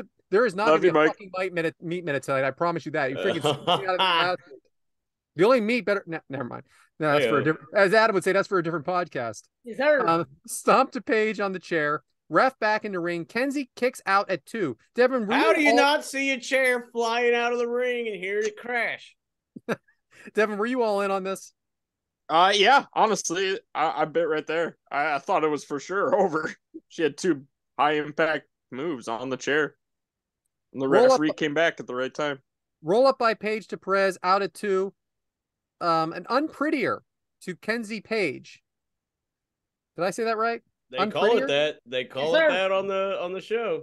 Okay, listen. I really listened. Okay, you got it right, brother. But man, I'm 2 for the last 2. That's some kind of a record. Perez with the pin, but the ref was out of position. So who is it that comes out to the ring? Who is that, Adam? Who is this general manager? General manager / co-owner. He's the dump man himself, Mr. Dump Sanders. So he said the ref. I like when he yells it too, like, "You were out of position." So they restart the match. And the crowd is going banana. So cutter to Perez, cover out at 2. New South fans pounding on the ring. James, is this something you want to be involved with? Fucking awesome. Like, once they restart that match and she hits that move and you're like, oh shit, you know, like she's gonna do it, and then that kick out, that false finish, the whole crowd, everybody, oh.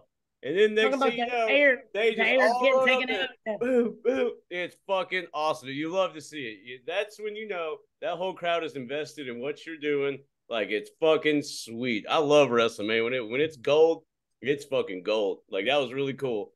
I was sitting here watching it, you know, what, a year and a half later? Well, damn near a year later. And I'm just like, like I'm getting into like, oh shit. You know, I love stuff like this, you know, crowd involvement. Like, I love it. Freaking tremendous. Perez and Page doing everything they can right now. Kenzie Page with her finisher twice. Adam, what's it called? It's an amazing move. You got to say it one more time. That was so awesome. What? Oh yeah, that's what I thought. All right. And she wins the championship. What a huge celebration. I have to say the belt's ridiculous though. Crowd goes ape shit, man. When they hear that 3, and she's like shocked, and then you see the girl with the orange hair, she's like bawling, you know, like everybody's just like going nuts, dude. Oh, I love it. That belt You talking about the is package absolutely pile driver, ridiculous. Brad? Is that what you're talking about? Yeah. Yeah, it was just a little different. Again, like I said, there's these variations on these moves. They're not just black and white moves to me that I know. They look a little different. So, and I'm not seeing them every day, you know? So anyway, I love the match. Into El Zero Miedo, does it? There it is. Okay, so if you're watching, you know what we're doing. Yeah. You're just hearing me say this. Nothing. So we do have a couple of questions, unless anybody has anything they want to add. Cool All crowd right, so- shit right at the end. Loved it.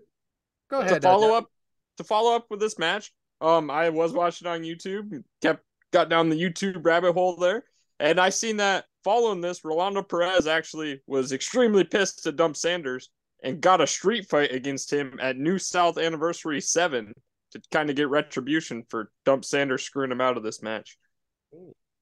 There you have it.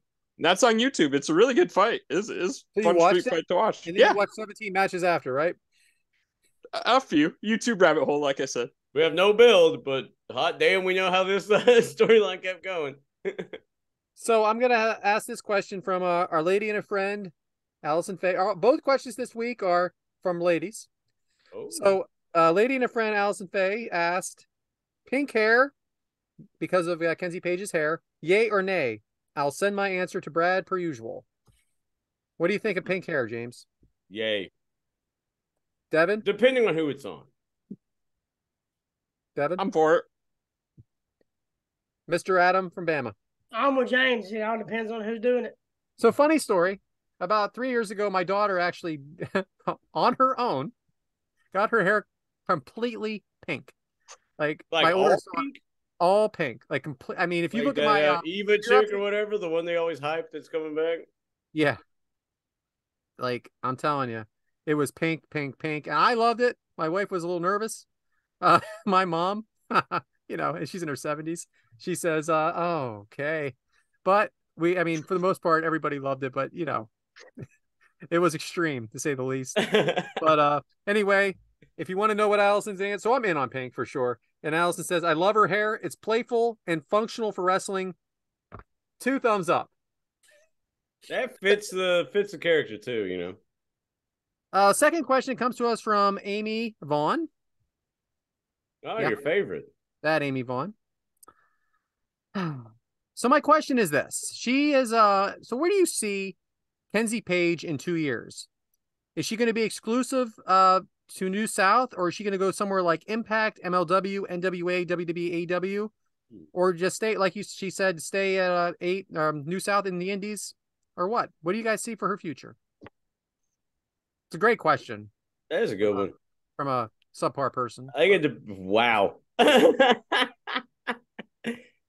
Oh man. But I hate in that one. No, there's never hate. There's just you know, Yeah. it is what it is.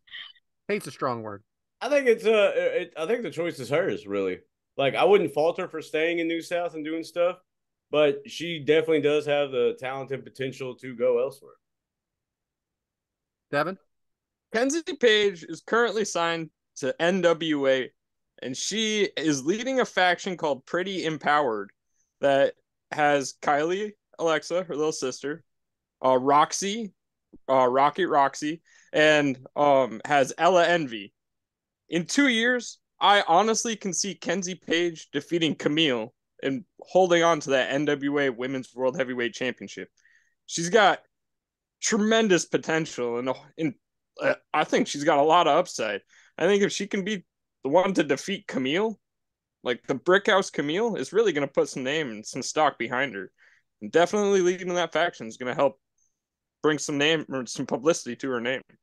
Adam, you obviously have, even though we have the NWA Rhodes Scholar over here, you have a pretty good understanding of New South and what she has done so far. So I would like to go to you last, and because you probably have the most legitimacy here. But well, Devyn, I mean, my God, he just rattled off a bunch of stuff.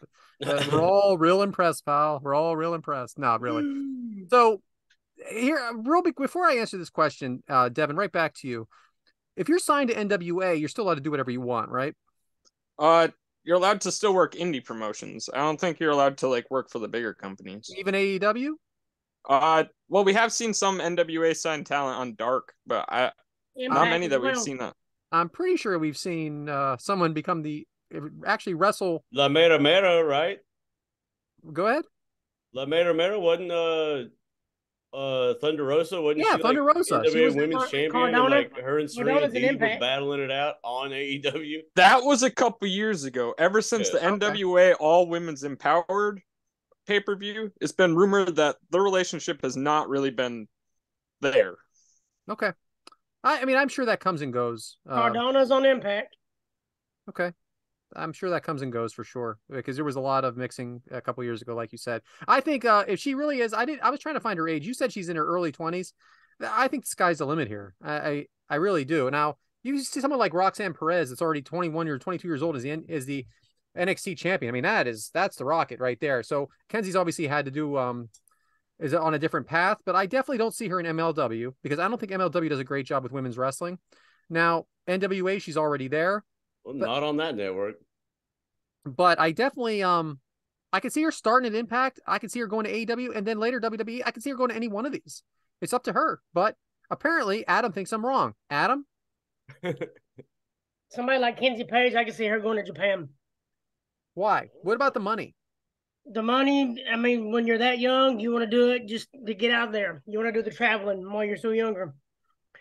So I think her, she's dating Hunter Drake. So them two together, it can just, he's a house of fire last year, especially the past few months. But her still being that young, I could see her going to Japan and just improving her style even more.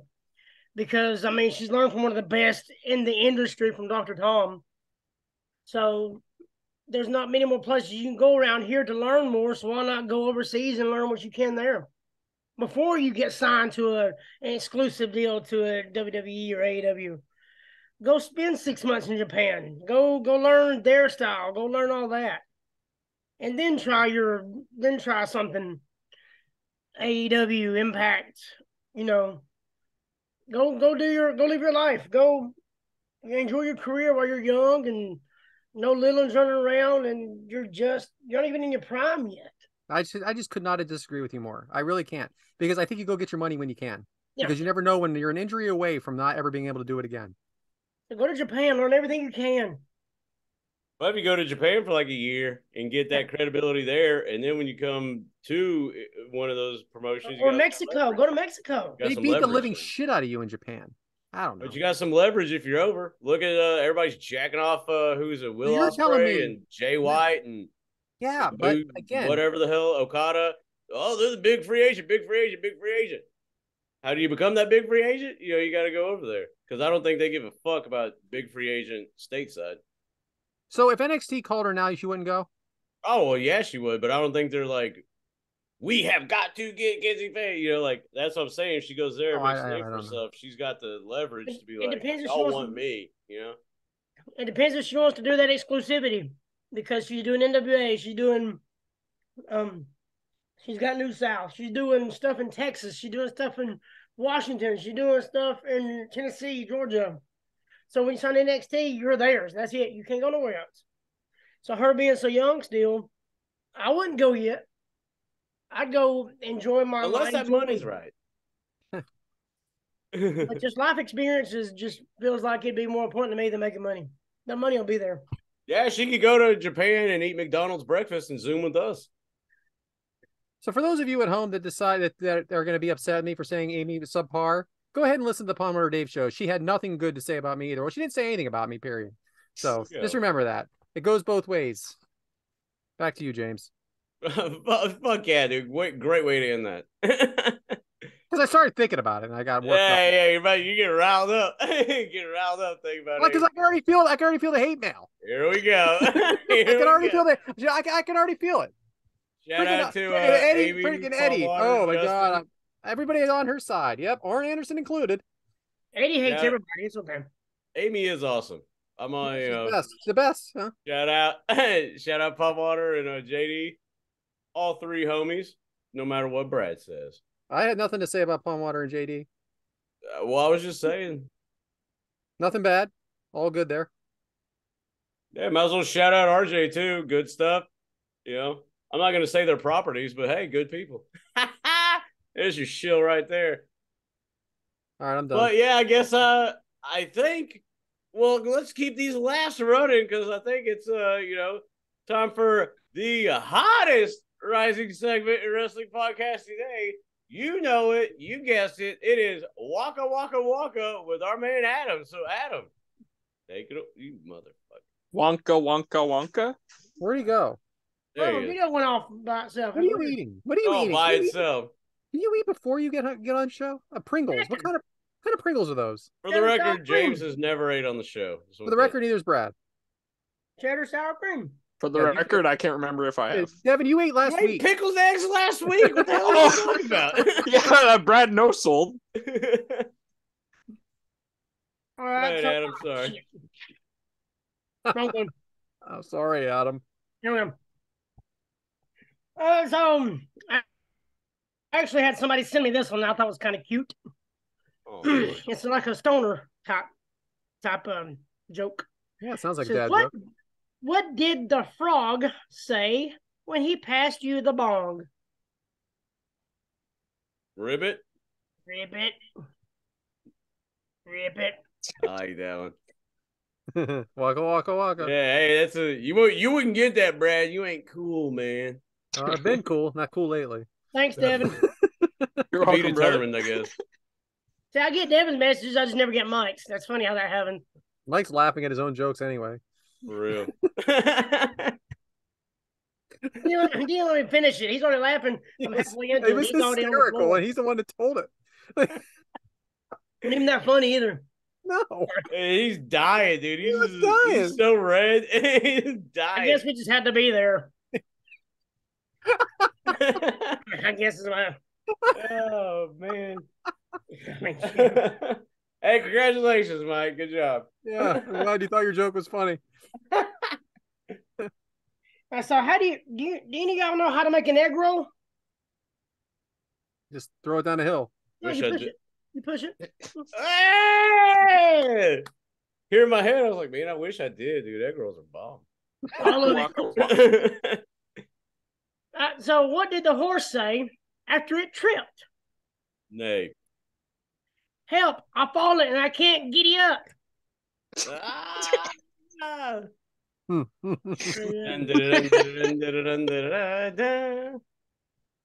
And here's one back from middle school. Why can't you hear a pterodactyl going to the bathroom? Because the P is silent. Oh, walked right into that one. Very good. BK. Waka waka waka. Yeah. Because Very the P good, Adam. is silent. I like it. Right when you started to say it, I was like, motherfucker. It was right there the whole time. I like that. Good segment. I went somewhere else and got these. I kind of like where I went here, so I like where I you might went use to. that more often. Oh, somebody from the show didn't message you something that you want to put on the show. Like Devyn's question that he wanted to ask himself, or Mike's own joke that he once asked, told, or Brad's own matches on the show. And it really is your show, fans. Oh, when it's Tuesday and we don't have a match yet, sometimes we got to step up. Hey, I'm gonna message you this. Can you ask me this? Can you put this on the show? He's a guide. There it is. Next? James? Waka waka waka. He's done. Well, I guess Yeah. boy, you're cooking up something in the kitchen, huh? All right, so this could go absolutely nowhere, but it could also go somewhere. So let's talk about it. I listened to a podcast that I'm not going to mention on this show, but what they have on it for some of their bonus content is what's called paranormal erotica. Now, let me explain what exactly paranormal erotica is. It is aliens, basically supernatural, but it is erotica. So it is like a romance novel kind of, but dirty. Like But getting in- handies from ghosts? Is that what you're talking about? But in a paranormal sense, it could be aliens, it could be another planet, it could be anything. Now, what's really funny about these or great about these are, you get a little turned on. They say some really dumb shit also that makes you laugh out loud. And you're talking about creatures, aliens, and everything else. Anyway, it's hilarious. I love it. I listen to it all the time. Boy, it sounds funny. It is. It really is funny, even though James doesn't seem to like it. We have jumped the shark. We have jumped the shark. So I listened to it and I laugh, and I started thinking, I wonder if there's any like fictional wrestling erotica out there. Okay, so I did a little bit of a search, but let's face it: when you're on your search at work, One Night in China, and you're connected to you're connected to your Wi-Fi, you only want to search so far. So wrestling erotica. So what I think would be really funny about this is if, to you, the fans, I would like for you to do me a favor and search for some fictional wrestling erotica. What is wrong, Adam? Not while you're at work. Not while you're at work. Don't search my name either. And I will read it on the show. Now, this could be, don't give me a book here. Just something that could be about 5 to 7 minutes of something I can read on the show. Wrestling erotica. I'm telling you, it is something that I think that we are missing the boat on. If we can sell paranormal erotic out there, and let me tell you what, there is a ton of this stuff. And I don't just mean like online. You can actually buy hard copy books at Barnes and Nobles. I was in the mood. How hard is the copy? How hard is I was in the mood, and then his music hits. You know, the Ultimate Warrior runs down to the bedroom. He starts shaking the covers up and down. Like, what the fuck are we talking about here? If you can't find any wrestling erotica, if you want to write some wrestling erotica and send it to Kick Out Crew, the big Valbo, just play Big Valboski promos every time. Devyn D19. Kickoutcrewpod at gmail.com. I will read it on the show. And I will give you a shout out. If someone writes one called The New Sensation's New Sensation, I'll give you $10. All at once? Sure. So anyway, like I say, when you email the Kick Out Crew Pod, it does say my name, but I am not affiliated with it, and wish I guess now I need to change it because boy, Devyn, what if I send you a video about New Sensation? No video. Ready for a new sensation? I'm telling you, it's the new thing, wrestling erotica. Send it to me. I will read it. Back to you, James. Fuck yeah. Nothing like we are already explicit. That's true. Not made for kids. Have to check that every episode. Yeah. Well, Brad, can't wait to be on the lookout for that new segment. You know, possibly. Don't let me down, folks. That is. Question. How hard is the hardback cover? As hard as you can get it. No blue chew needed. Oh. Like a shampoo water buffalo. Good grief. Well, that was fun stuff. Can't wait for all of y'all's feedback. Be sure to send it to not me. Just send it to at YesManBrad or fuck me running at kickoutcrewpod@gmail.com. Ready. Definitely gotta change that. But that being said, it seems like Devyn, what are the kids into these days? All right, so this is actually a recycled Devyn's demographic. Oh, is it ice? Did you know ice is frozen water? Is a huge. You know, if you're not standing up, you're sitting down. He stopped Devyn dead in his tracks. Dead in his tracks. He just stopped talking. Let's say, Would you roll your ankle? You gonna give us a warning about like potholes or hills or steps? My recycled Devyn's demographic this week is to go watch the new South Hoss tournament this weekend. It's March 3rd and 4th. It's gonna be a huge show sponsored by us, the Kickout Crew. Make sure you watch it. If you're gonna be there live, go see Adam from Bama. Get a picture. Pick up your own Kickout. Get an interview. Shirt. Get a video on your show. Exactly. Drop a couple lines. Get them digits. It's going to be a very exciting show. A weekend packed of wrestling, topped off by Kenzie Page versus Cabana Man Dan for Humongold, the new South Heavyweight Championship. We have the Sweet Hearts of the 16, Southern 16 tournament, the Hoss tournament. It's going to be exciting, guys. Just definitely be watching. You know, Devin, I ain't gonna lie. You've had a good episode today. You had a great episode last week. You're on a fucking roll, bro. I'm trying. Jeez. It's about time. We're only 45 fucking episodes in. It's about time. Too busy Sammy jacking off and fucking Pepsi Nitro. Like, it's about time you actually, Oh, you're right. My boy hasn't been out this episode. Oh, Lord. The only thing I got to say is, and new. Carmen Right. Michael doesn't think so. Oh, Well, I'm older than him, so it doesn't matter. Boom. Yeah, thanks, Devin. Great demographic. So we don't know what the hell we're doing next week. So there it is. Fuck yeah. You'll definitely see it on Twitter before this airs. Seems like our usual theme. No, we're 5 for our last 5. But what better way to watch wrestling than with some food, right? Right. So, Mike, where's got your Mike's V minutes to Mike. What are we cooking in the kitchen? Well, I think I will suggest some spaghetti noodles and some meat and cook it and put sauce on it and call it spaghetti.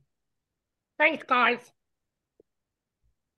So you take some garlic bread, You lightly toast it. You don't burn it, but you lightly toast it.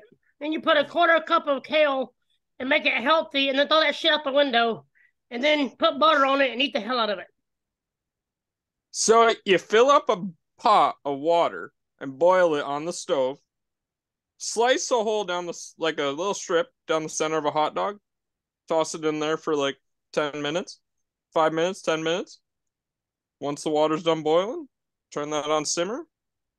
10 minutes later, you got some hot dogs. You buy some canned chili, cheap as fuck, dump it in a little pot, stir it up, or you can microwave it, Guys, I didn't know we were going to start this wrestling erotica early. It's a hot dog before you throw it in the pan. It's just a hotter dog when you throw it in the pan. Well, hot dog and some chili, that's Brad's the wrestling erotica. It all comes full circle. Since we ain't got a Mike's Meat Minute, I'll tell you what I did earlier.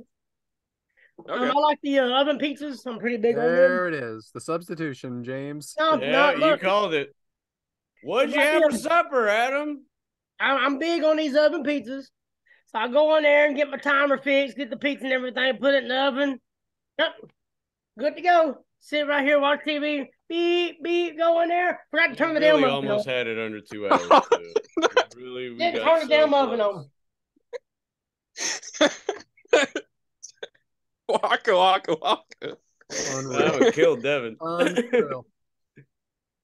16 minutes passed. I heard my beeper. I was like, yeah, baby. Combination pizza time.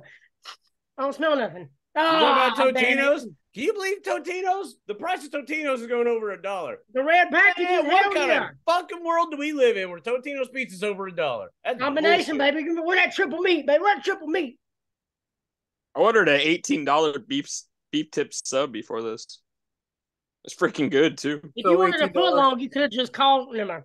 So that was $18 because you had a DoorDash? Is that what we're talking about here? No, it would have been $37 if you had a it's beef DoorDash. tips. Steak's fucking expensive up here. $18. Yeah. Yeah, I could live have ate 6 pizzas by then. We've had a $3.50 raise on beef in the past freaking 2 years. Boy, this is good shit. That's a great statistic. I did not know. We might have to change from my Texas, minute and I to was my like, chicken holy minute. shit. Freaking boy, so there's your Mike's Meat Minute. I think we covered it. We got to turn the damn oven on. Seriously. Right. Hey, here's a spoiler. If you put it on broil, it'll preheat faster. Well, I figured if I just turn it on in general, it'd start heating up. True. I just seem to forgot Also to do fair that. point. Oh boy. This is Brad's. Enthralling. I got off work today. I'm sitting there watching TV, and you know when you drink a 2-liter, you sit it down beside the trash can because it takes up too much space in the trash can. So Right, that's You're like supposed to recycle Milo. Do the same thing with a gallon of Milo. It takes too much space. I'm sitting there watching TV, and by the time I hear that empty 2-liter bottle just turn over on its own, I said, "Oh hell no!" I'm the only one here, Top and that 100. damn empty 2-liter bottle knocks itself over. Went up 100. Went up 140 space slots today. Top 100. Yep. Somehow, some way, people listen to this shit. Well, it looks like the tape machines are rolling, and that's a great inside dig right now. But unless anybody else has anything to add. I mean, I can put us to the top 50. Hang on. No, I'm just kidding. No, you cut the golden ticket. No, I know. You No, ruined that this month. bet. Oh, don't even get me started. You know what's funny is Oh, my don't hair's even longer get me than started. yours. I don't think that's ever happened. Well, when my hair gets longer, then we all have problems. Right. Well, hell, it's probably grown a damn mullet this episode because we've been blabbing away. Don't even get me started on this mother. But we don't know what the hell we're doing next week. And we, obviously you'll know before this even airs, so it's kind of a mute point. Adam has definitely you threw the shit out of that dude. I think it went down the hallway. So, anybody got anything to add to conclude this great episode? No, James, I think we hit on all cylinders. Adam threw another projectile. Devyn, well, I think we got it in the can, boys. So, give a shout out to Mike. Congratulations on your sister getting married. And, glad we opened it and closed it with a congratulatory message. To his sister. Go fuck yourself. Well, sometimes life just kind of spins you around in circles and you may seem discombobulated and lost at times. But always remember that no matter how hard life gets, you just kind of, you got to kick out it too, because it will definitely pin you down, because that's, if you let life bury you, what'll happen? But guess what? You kick out it too, because that's what we all do on your show, and you're here with us smiling and laughing along, the Kickout Crew. Want to thank everybody for a great episode. I had a ton of fun, and you can reach us wherever, and we'll see you next time. Cheers. New shirts.